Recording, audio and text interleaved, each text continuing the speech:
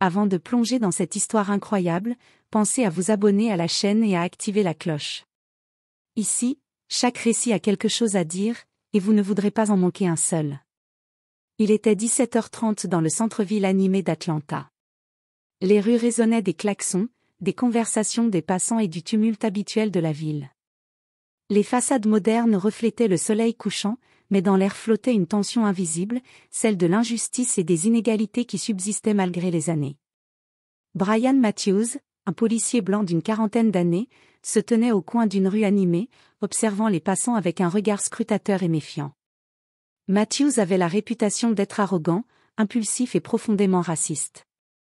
Pour lui, certaines personnes n'avaient pas le droit d'être là, ou du moins, pas avec l'assurance qu'il considérait comme excessive. Ce jour-là, son attention se fixa sur Marcus Johnson, un jeune entrepreneur noir, habillé d'un costume élégant sur mesure, marchant d'un pas calme mais assuré vers un rendez-vous d'affaires. À ses yeux, Marcus avait l'air trop confiant pour être honnête.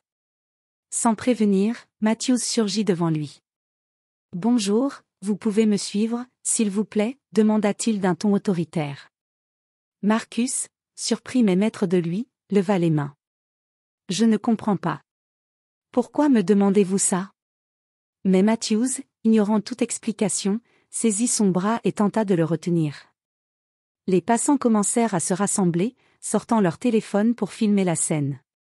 Certains murmurèrent leur indignation, tandis que d'autres se rapprochaient pour protéger Marcus.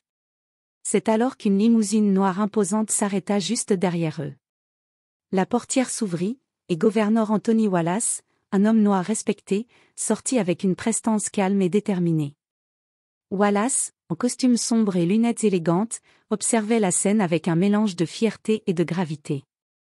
Il s'approcha lentement de Matthews, qui recula instinctivement devant l'autorité imposante du gouverneur. Marcus, immobile mais soulagé, sentit qu'une force plus grande que la peur de l'injustice venait d'entrer dans la rue. Le gouverneur, voix ferme et mesurée, interpella Matthews devant toute la foule. « Agent Matthews, expliquez-moi pourquoi vous humiliez ce citoyen devant ses concitoyens. » Matthews, pris au dépourvu et rouge de colère, tenta de bafouiller une justification, mais Wallace resta immobile, le fixant droit dans les yeux, imposant un silence respectueux dans la foule. Les caméras des passants captèrent chaque moment. Les murmures devinrent des chuchotements admiratifs et des exclamations de soutien pour Marcus et le gouverneur. Dans cette rue, à cet instant précis, l'équilibre du pouvoir venait de basculer. L'arrogance de Matthews allait bientôt rencontrer la justice. Et dans l'air flottait une promesse, cette leçon publique ne serait pas oubliée. La tension dans la rue montait à chaque seconde. Les passants, d'abord surpris, se rassemblèrent peu à peu autour de Marcus Johnson et de l'agent Brian Matthews. Certains murmuraient, d'autres criaient, d'autres encore sortaient leur téléphone pour immortaliser la scène. L'air chaud de fin d'après-midi semblait chargé d'électricité. Marcus, le regard calme mais déterminé, tenta de raisonner Matthews. « Monsieur, je me rends à un rendez-vous d'affaires. Je n'ai enfreint aucune loi. Pourquoi me retenez-vous » Mais Matthews, sûr de son pouvoir, ricana. « Ce costume ne suffit pas pour te rendre innocent. Tu me ressembles trop à un problème. » Un frisson parcourut la foule. Plusieurs passants, outrés, s'approchèrent. Parmi eux se trouvait Lisa Carter, journaliste locale pour un média indépendant. Elle commença à filmer en direct, sa voix tremblante mais ferme résonnant dans le microphone. « Vous voyez tout ce qui se passe ici. Un homme est arrêté pour son apparence. » Un petit groupe de jeunes s'avança pour soutenir Marcus. L'un d'eux, un étudiant nommé Derrick Hall, lança. « Laissez-le tranquille. Vous n'avez aucun droit de le traiter comme ça. » Matthews, irrité, tenta d'intimider la foule. « Écartez-vous. Vous n'avez rien à faire ici. » Mais la détermination des citoyens était plus forte que la peur. Les téléphones continuaient de filmer, capturant chaque geste, chaque parole, chaque souffle. La rue entière semblait retenir son souffle. Soudain, un vrombissement de moteur interrompit la confrontation. Une limousine noire imposante se gara lentement, et de son intérieur sortit gouverneur Anthony Wallace. Il descendit avec une grâce calme et une autorité naturelle. Chaque pas qu'il faisait imposait le silence, et la foule se recula respectueusement. Le gouverneur, sans élever la voix, interpella Matthews. « Agent Matthews, je veux une explication immédiate. Pourquoi humiliez-vous ce citoyen dans notre ville, devant tout le monde ?» Matthews, déstabilisé par la présence du gouverneur, tenta de répondre, mais aucun mot ne sortit clairement. Ses mains tremblaient légèrement sous le regard perçant de Wallace. Marcus, toujours immobile, sentit une vague de soulagement. La justice venait de s'incarner devant ses yeux. Et dans le cœur de la foule, un murmure se transforma en un écho collectif. Ici, aujourd'hui, l'injustice allait être confrontée. La rue entière était silencieuse, tous les regards fixés sur Brian Matthews et le gouverneur Anthony Wallace. Même les passants les plus éloignés retenaient leur souffle, conscients qu'il assistait à un moment exceptionnel.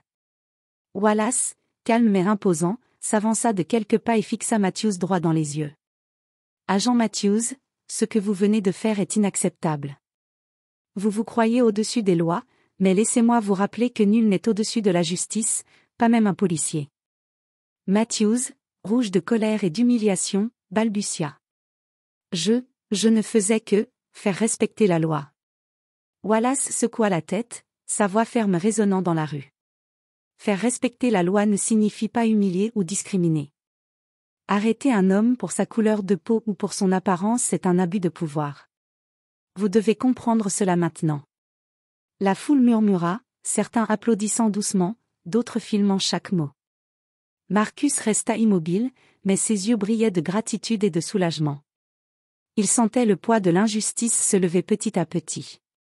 Wallace fit un geste vers Matthews, imposant. « Je veux que vous présentiez vos excuses à cet homme, ici et maintenant, devant tous ceux qui ont été témoins de votre comportement. » Matthews, embarrassé et hésitant, regarda autour de lui. Les caméras des passants le capturaient sous tous les angles, son arrogance se fissurant face au pouvoir tranquille mais irrésistible du gouverneur. « Je suis désolé, » murmura-t-il enfin, sa voix tremblante, incapable de cacher sa honte. Le gouverneur hocha la tête, mais son regard ne quittait pas Matthews.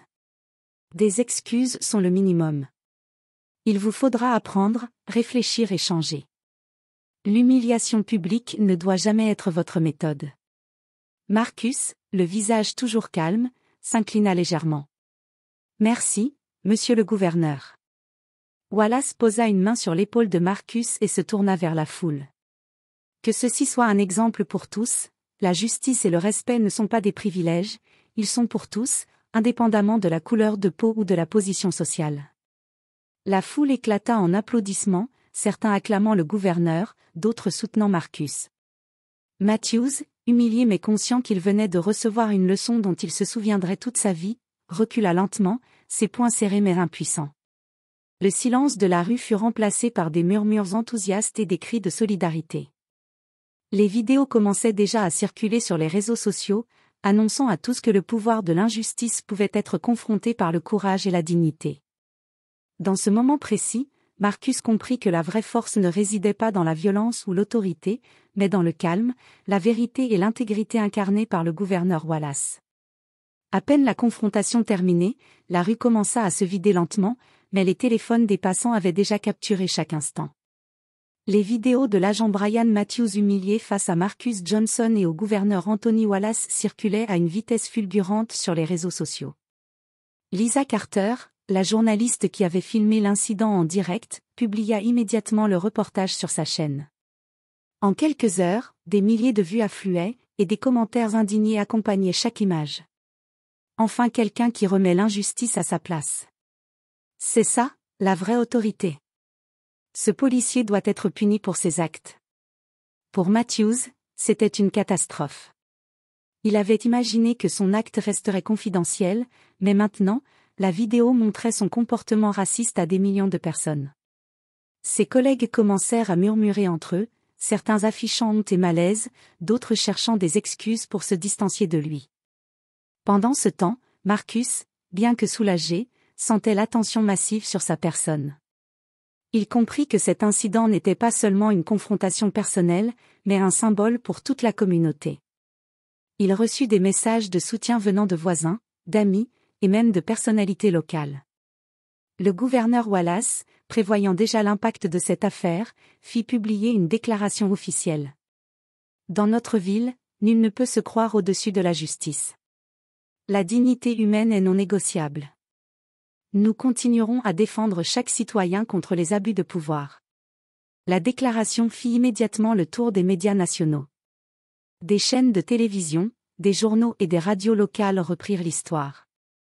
La vidéo devint virale, symbole de la lutte contre le racisme systémique et de la responsabilité civique. Matthews, désormais sous le feu des critiques, fut convoqué par son supérieur hiérarchique et par le département de l'Intérieur. Ses excuses publiques ne suffiraient pas à apaiser l'indignation croissante. Plusieurs associations de défense des droits civiques commencèrent à exiger des sanctions plus sévères. Marcus, quant à lui, choisit de rester humble malgré l'attention, il ne voulait pas se laisser submerger par la gloire soudaine. Mais il ressentit profondément la force de la solidarité collective et le poids de la justice qui s'était incarné ce jour-là. Ce qui avait commencé comme un simple contrôle policier avait transformé une rue d'Atlanta en un théâtre de justice, capté et diffusé dans le monde entier. L'effet viral de l'incident démontra que, face à l'arrogance et au racisme, le courage et la dignité pouvaient imposer un contre-pouvoir puissant. Le lendemain matin, le département de police d'Atlanta était en effervescence. La vidéo de l'incident avait circulé dans tous les bureaux, provoquant discussions, débats et tensions. Les supérieurs de Brian Matthews étaient furieux, non seulement son comportement avait été enregistré, mais il avait également terni l'image de tout le département. Le chef de la police, commissionné Harold Benson, convoqua Matthews dans son bureau. Les murs, décorés de trophées et de photos officielles, semblaient peser sur l'agent comme une sanction invisible. « Brian », commença Benson, « nous avons vu la vidéo. Explique-moi ce qui s'est passé. » Matthews, encore sous le choc, tenta de se justifier. « J'étais simplement en train de faire respecter la loi. » Benson secoua la tête, d'un air fatigué et déçu. « Non, Brian. Ce que tu as fait n'a rien à voir avec la loi. Tu as abusé de ton pouvoir, humilié un citoyen et mis notre département dans une position embarrassante. Tu seras suspendu en attendant l'enquête. » La nouvelle de la suspension se répandit rapidement dans le département. Certains officiers exprimaient leur soutien à Marcus et au gouverneur Wallace, tandis que d'autres murmuraient, mal à l'aise, essayant de détourner le regard. Pendant ce temps, dans la rue où tout s'était passé, les habitants se souvenaient encore de la scène. Des messages de soutien à Marcus arrivaient de toutes parts, renforçant la pression sur la police. Les médias locaux relayaient quotidiennement les développements de l'affaire, ajoutant à l'embarras public de Matthews. Le gouverneur Wallace, informé des mesures prises contre l'agent, émit une déclaration officielle. La justice n'est pas seulement une question de loi, elle est une question de respect et d'intégrité. Tout abus de pouvoir, quel qu'il soit, sera sanctionné. Matthews commençait à comprendre que la leçon reçue dans la rue n'était que le début. Ses actions avaient déclenché un effet domino, réputation ternie, suspension officielle, et une enquête qui pouvait menacer sa carrière. Marcus, lui, continua sa journée avec une nouvelle détermination. Il savait que cette victoire symbolique n'était qu'une étape dans la lutte pour l'égalité et le respect. Mais pour l'instant, il pouvait respirer, l'injustice directe avait été confrontée, et la voix de la justice, incarnée par le gouverneur Wallace, avait résonné pour tous. Les jours qui suivirent l'incident, la communauté d'Atlanta se mobilisa. Les vidéos de la confrontation entre Brian Matthews, Marcus Johnson, et le gouverneur Anthony Wallace circulaient dans toutes les écoles, universités et associations locales. Les habitants commencèrent à discuter ouvertement du racisme systémique et de l'abus de pouvoir. Marcus fut invité à plusieurs forums et tables rondes pour témoigner de son expérience. À chaque prise de parole, il restait humble mais ferme. Ce qui m'est arrivé n'est pas seulement mon histoire, c'est celle de nombreux citoyens confrontés à l'injustice. La dignité et le respect doivent primer sur la peur et l'arrogance. Les habitants se rassemblèrent dans la rue où l'incident avait eu lieu, organisant une marche pacifique en soutien à Marcus et à la lutte contre le racisme. Des pancartes portaient des messages clairs. Respect et justice pour tous. La dignité n'a pas de couleur. Faisons tomber les abus de pouvoir. Le gouverneur Wallace, conscient de l'importance symbolique de ces rassemblements, fit plusieurs apparitions publiques pour encourager la communauté. Votre voix compte. Le silence permet à l'injustice de prospérer. Ensemble, nous pouvons changer la culture de nos institutions et protéger chaque citoyen. Pendant ce temps, Matthews était confronté à un flot constant de critiques dans la presse et sur les réseaux sociaux. Son comportement était analysé, commenté et dénoncé par les leaders d'opinion et les citoyens. Même ses collègues les plus proches commencèrent à se distancer, conscients que ses actions mettaient tout le département dans une lumière négative. Dans la rue animée où tout avait commencé, les habitants ressentaient un sentiment de fierté et d'espoir. Marcus, malgré la tempête médiatique et la pression sociale, restait calme, sachant que la véritable victoire n'était pas personnelle, mais collective. La communauté avait trouvé sa voix, et elle comptait bien la faire entendre. Ce chapitre marquait un tournant, l'incident n'était plus seulement une affaire individuelle. Il devenait un symbole de la lutte pour l'égalité, de la responsabilité civique et du pouvoir de la justice incarné par un leader intègre comme le gouverneur Wallace. Après plusieurs jours d'intenses couvertures médiatiques et de mobilisation communautaire, Brian Matthews commençait à sentir le poids de ses actes. La suspension de son poste, décidée par le commissionnaire Harold Benson, le confrontait désormais à la réalité, sa réputation, son autorité, et même sa carrière étaient menacées. Chaque matin, en consultant les réseaux sociaux, il voyait son nom associé à des articles dénonçant le racisme et l'abus de pouvoir. Les messages de citoyens, d'organisations de défense des droits civiques et même de collègues de police indignés s'accumulaient. La honte et la colère se mêlaient en lui, créant une tension qu'il peinait à gérer. Lors d'une réunion interne, Benson, ferme mais juste, s'adressa à Matthews. « Brian, tu dois comprendre que ce n'est pas seulement ton comportement qui est en cause. C'est la culture que tu représentes quand tu abuses de ton pouvoir. Tu vas suivre un programme complet de sensibilisation et de formation. Et crois-moi, il faudra du temps pour regagner la confiance du public. » Matthews, incapable de répondre, hocha simplement la tête. Il commençait à comprendre que la rue, les passants, Marcus et le gouverneur Anthony Wallace n'avaient pas seulement humilié son orgueil, mais avaient éveillé une conscience qu'il ne pouvait plus ignorer. De son côté, Marcus continuait sa vie professionnelle, mais chaque interaction avec la communauté lui rappelait l'impact profond de cet incident.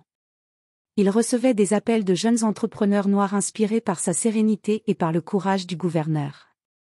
Sa voix commençait à être reconnue comme un symbole de dignité et de résilience face aux abus de pouvoir. Matthews, de plus en plus isolé, commença à réfléchir à ses actes. Chaque pas dans le quartier où tout s'était produit le ramenait à ce moment précis, le silence de la foule, le regard perçant du gouverneur, et la dignité immuable de Marcus. Il comprit, avec une amertume croissante, que ce jour avait changé sa vie à jamais. L'incident n'était plus seulement un événement viral, il devenait une leçon pour tous, montrant que la justice, la dignité et le courage pouvaient renverser l'arrogance la plus enracinée. Matthews allait devoir choisir, continuer dans l'ombre de sa honte ou chercher une vraie rédemption.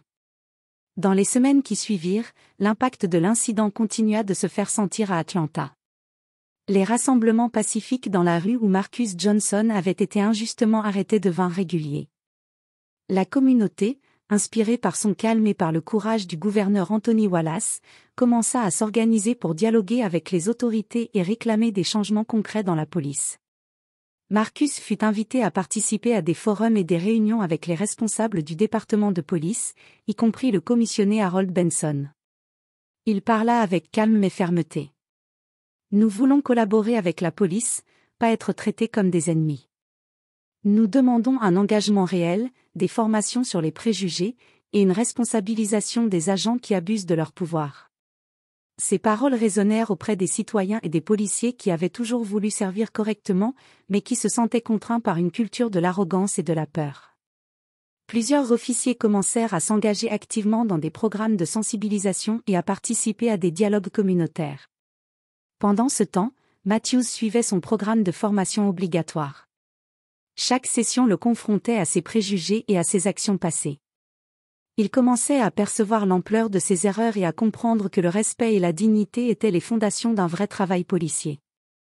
Dans les écoles et les universités, des jeunes organisaient des ateliers pour discuter de racisme, de responsabilité et de justice.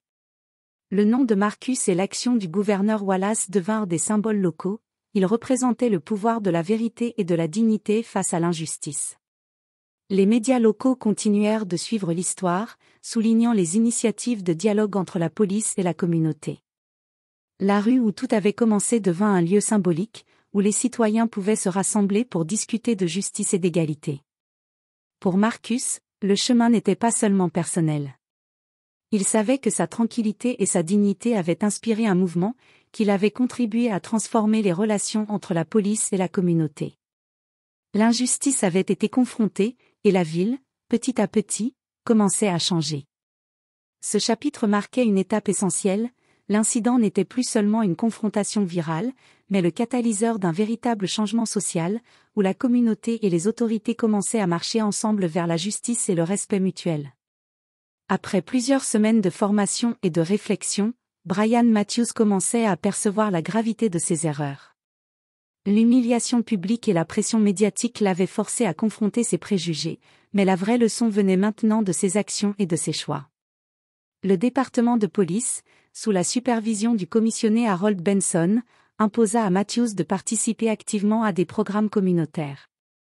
Sa première tâche fut de rejoindre un atelier dans le quartier où il avait arrêté Marcus Johnson, pour dialoguer avec les habitants et écouter leurs expériences.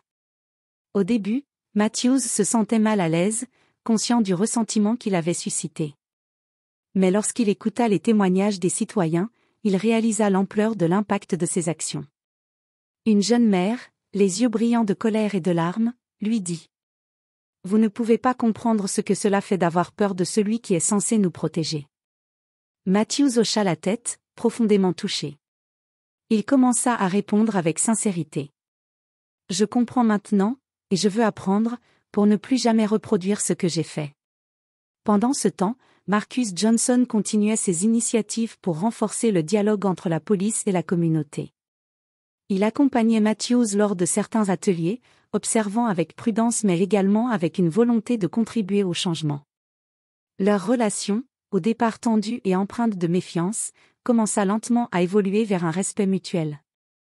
Le gouverneur Anthony Wallace, informé des progrès de Matthews, le félicita publiquement lors d'une intervention. La rédemption est possible lorsque l'on reconnaît ses erreurs et que l'on choisit de changer. Atlanta a besoin d'exemples comme celui-ci.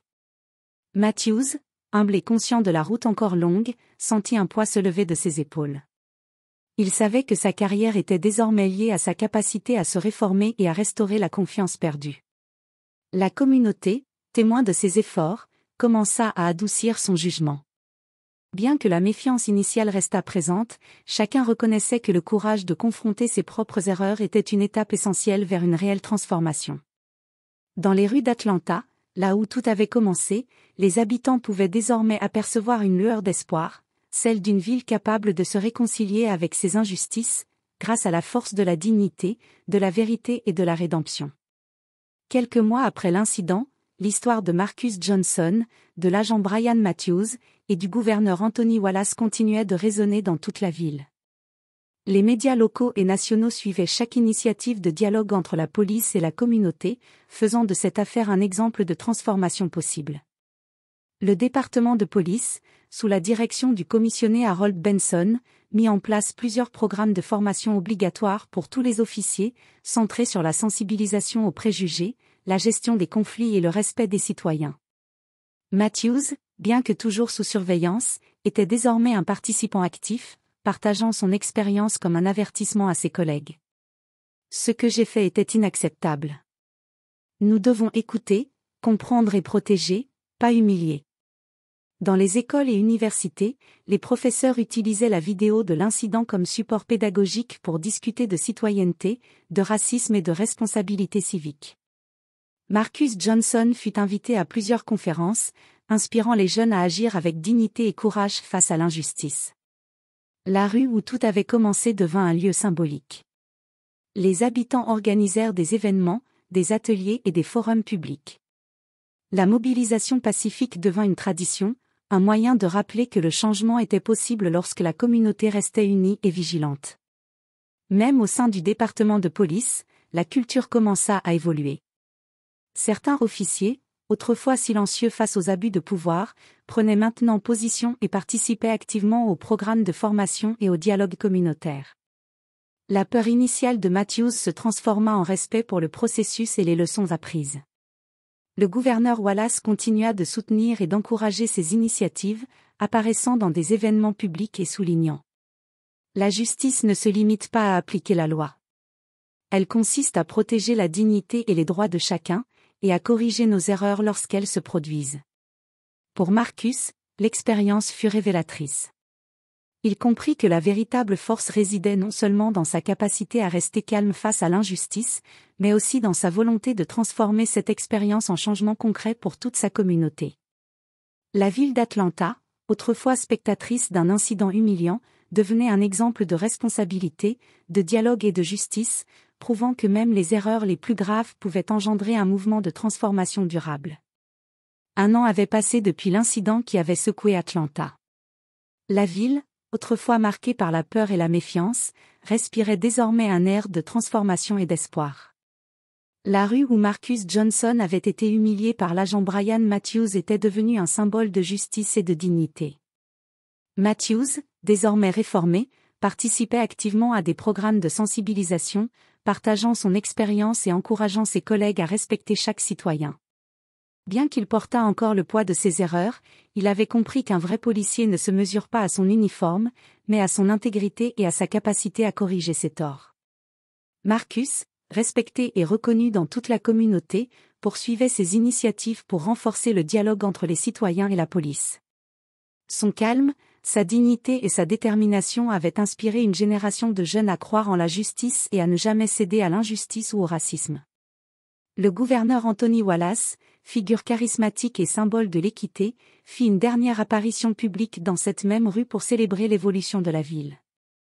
Aujourd'hui, nous ne célébrons pas seulement Marcus ou moi, nous célébrons la justice elle-même. Nous prouvons que la dignité, le courage et la vérité peuvent triompher de l'arrogance et du préjugé.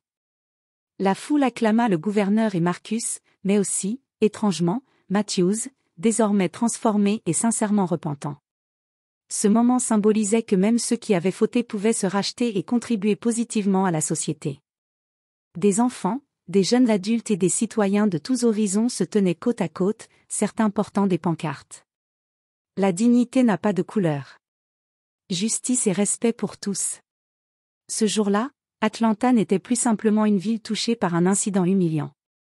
Elle était devenue un exemple vivant, celui d'une communauté capable de transformer une injustice en un mouvement de changement, où la peur et la haine cédaient la place à la responsabilité, au respect et à la solidarité. Marcus regarda autour de lui, le visage calme mais lumineux, et pensa, aujourd'hui, la justice n'a pas seulement parlé. Elle a triomphé. Et dans cette rue, là où tout avait commencé, la leçon de dignité, de courage et de justice resterait gravée dans les mémoires pour les générations à venir.